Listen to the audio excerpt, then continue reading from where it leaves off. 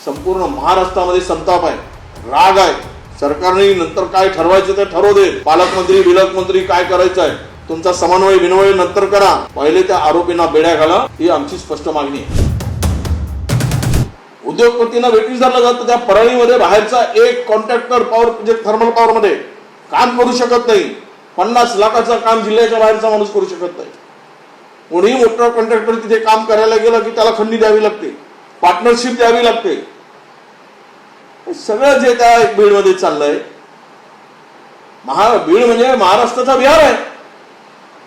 आता बिहारला राज्य व्यापला आहे, तसं बीड पासून राज्य व्यापू नये गुन्ह्यांनी, याची दक्षता मुख्यमंत्र्यांनी घेतली पाहिजे।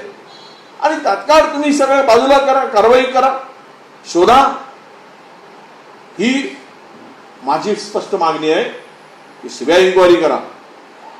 सरकारने मनात आणलं तर 24 तासामध्ये आरोपीला अटक करू शकता। आजकाल सर्व ॲडव्हान्स आमच्यापाशी सगळ्या गोष्टी आहेत, यंत्रणा आहे। कोणी लपलो असला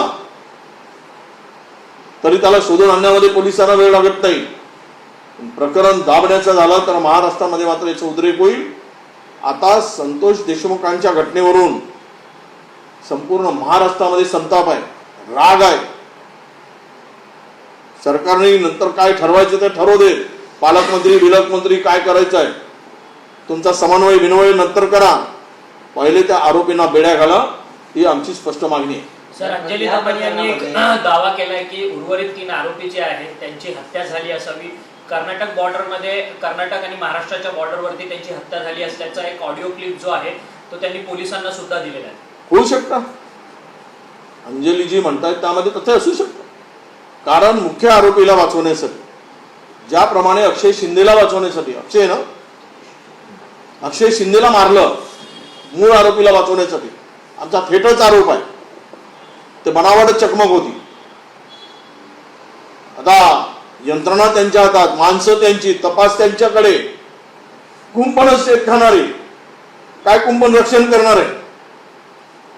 आणि म्हणून कदाचित त्या स्वरपर्यंत तपासाची धागेदोरे जाऊ नये, पुरावे इथेच नष्ट व्हावे